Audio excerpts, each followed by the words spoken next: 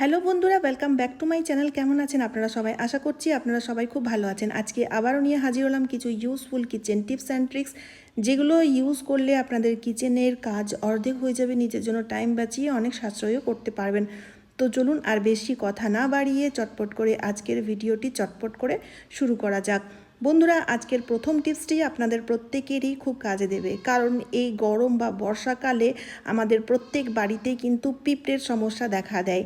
আর বিশেষ করে রান্নাঘরে ঢোকে এইভাবে খাবার দাবারে পিঁপড়ে লেগে গিয়ে না খুব নষ্ট করে দেয় খাবার দাবারগুলো। তো সেক্ষেত্রে একটা ট্রিক আমি আপনাদের বলবো। তার জন্য এখানে আপনাদের নিতে হবে হলুদ গুঁড়ো।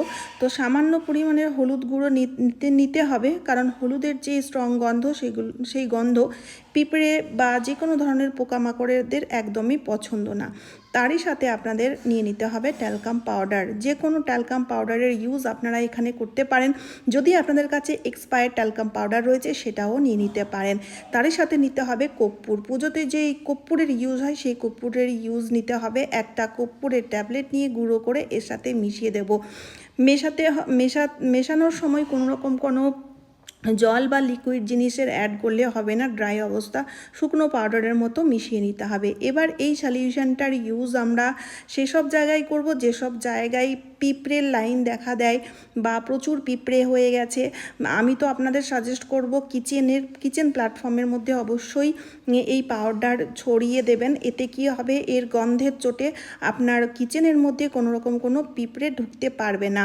আর শুধু পিঁপড়ে বলেই নয়, এই সলিউশনটি এতটাই স্ট্রং, টিকটিকি আরশোলা পোকামাকড়েরাও এর গন্ধের চোটে পালিয়ে যায়।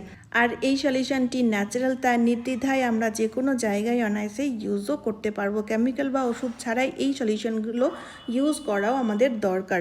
তো এবার চলে এলাম পরবর্তী টিপস নিয়ে। বন্ধুরা, ওয়াইপারের ইউজ মোটামুটি প্রত্যেক বাড়িতেই হয়ে থাকে, কিন্তু বন্ধুরা কিছুদিন ইউজ করার পর এই ওয়াইপারটি যখন একটু পুরনো হয়ে যায় তখন এর হ্যান্ডেলটি পাতলা হয়ে যায়, জং ধরে যায়, ক্ষয়ে যায়, যার ফলে এই ওয়াইপারটিকে আমাদের ইউজ করতে অনেক অসুবিধা হয়। বারবার হ্যান্ডেলটি খুলে যায় আর আমরা নতুন ওয়াইপার কিনে আনি। নতুন ওয়াইপার কেনার কোনো দরকার নাই। একটা ছোট্ট ট্রিক বলে দিচ্ছি, নিয়ে নিতে হবে বেলুন। হ্যাঁ বন্ধুরা, ওই বেলুন, যেই বেলুনগুলো দিয়ে আমরা ঘর সাজিয়ে সেলিব্রেশন করে থাকি, যে কোনো বার্থডে বা অ্যানিভার্সারি, সেই বেলুন নিয়ে নেবেন। বেলুনের মুখটা শুধু আপনাদের কেটে বড় করে নিতে হবে।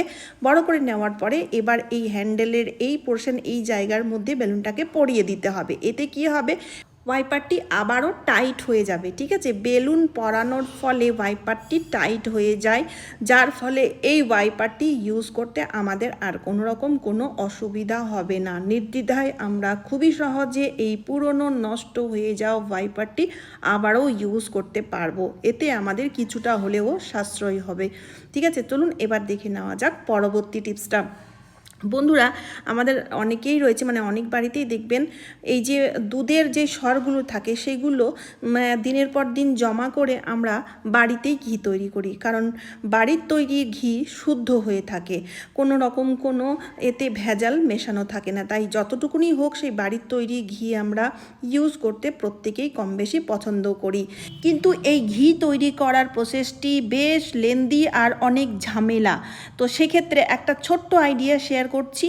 তো তার জন্য কি করতে হবে, জমিয়ে রাখা দুধের সরগুলো একটা বড় পাত্রের মধ্যে ঢেলে দিন। ঢেলে দেওয়ার পরে জল অ্যাড করতে হবে। এতটাই জল অ্যাড করবেন যাতে কিনা এই দুধের সরগুলো ভালোভাবে ডুবে যায়। আর নর্মাল টেম্পারেচারের জল ইউজ করবেন, কোনো রকম গরম বা ঠান্ডা জলের ইউজ করলে হবে না। তারপরে ঢাকনা বন্ধ করে দিয়ে 4 ঘন্টার জন্য রাখতে হবে, তাও আবার নর্মাল টেম্পারেচারে, কোনো রকম ফ্রিজে রাখবেন না। 4 ঘন্টা পর ঢাকনাটি খুলে এবার একটা ঘুটনি দিয়ে এইভাবে ঘুরতে হবে। বেশিক্ষণ ঘুরতে হবে না, কোনো হাত ব্যথা হবে না। বিশ্বাস করুন বন্ধুরা, 2 থেকে 3 মিনিটের মধ্যেই দেখবেন মাখনগুলো বেরিয়ে আসবে। এই যে দেখতেই পাচ্ছেন দুধের সরের থেকেই মাখন বেরিয়ে গেছে। এবার আমাদের ঘি তৈরি করতে খুবই সহজ হবে। কোনো মিক্সি জারেরও ইউজ হলো না, বেশি বাসনও আমাদের নোংরা হলো না। আর এইভাবে ঘি করলে ঘিয়ের টেস্টটাও খুব ভালো হয়, কালারটা আর গন্ধটাও ভালো হয়। চলে এলাম পরবর্তী টিপস নিয়ে। বন্ধুরা দেখুন, আখরোট আমাদের প্রত্যেকেই কম বেশি খেয়ে থাকি, বিশেষ করে বাচ্চাদের আমরা দিয়ে থাকি, কারণ আখরোটের মধ্যে রয়েছে ওমেগা 3 ফ্যাটি অ্যাসিড, যা কিনা বাচ্চাদের ব্রেন ডেভেলপ করতে সাহায্যকারী।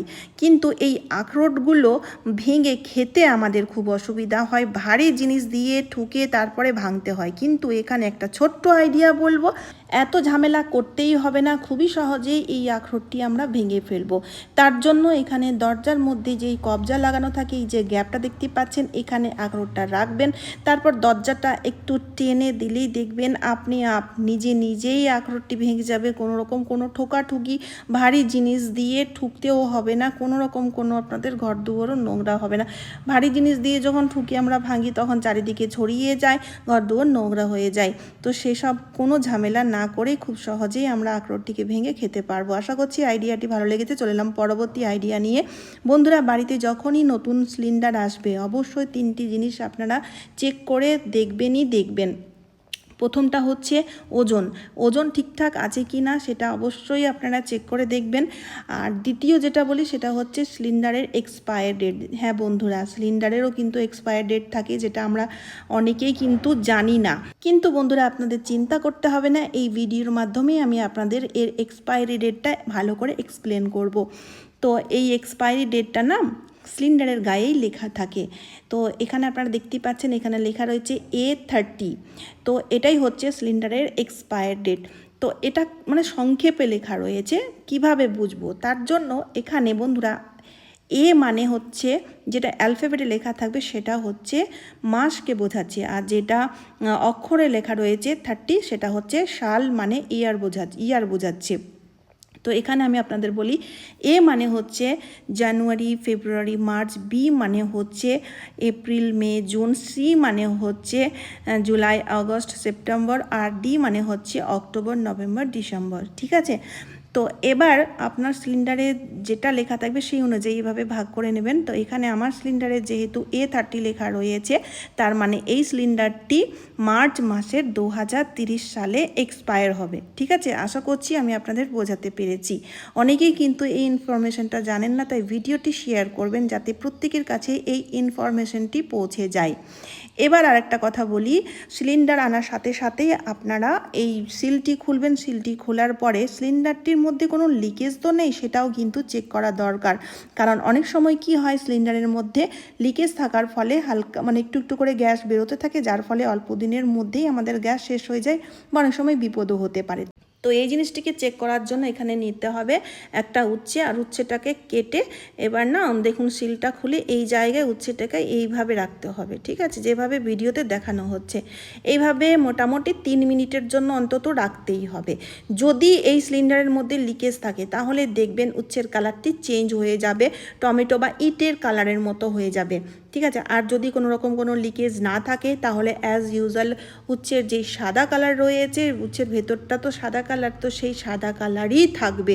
তো এখানে আমি আপনাদের দেখাতে চাই, এই যে দেখুন বন্ধুরা, এই সিলিন্ডারের মধ্যে কোনো রকম কোনো লিকেজ নেই। এটা কিন্তু নতুন সিলিন্ডার, আর কোনো রকম কোনো লিকেজ নেই, যার ফলে উচ্ছেটি কিন্তু সাদা হয়েই রয়েছে।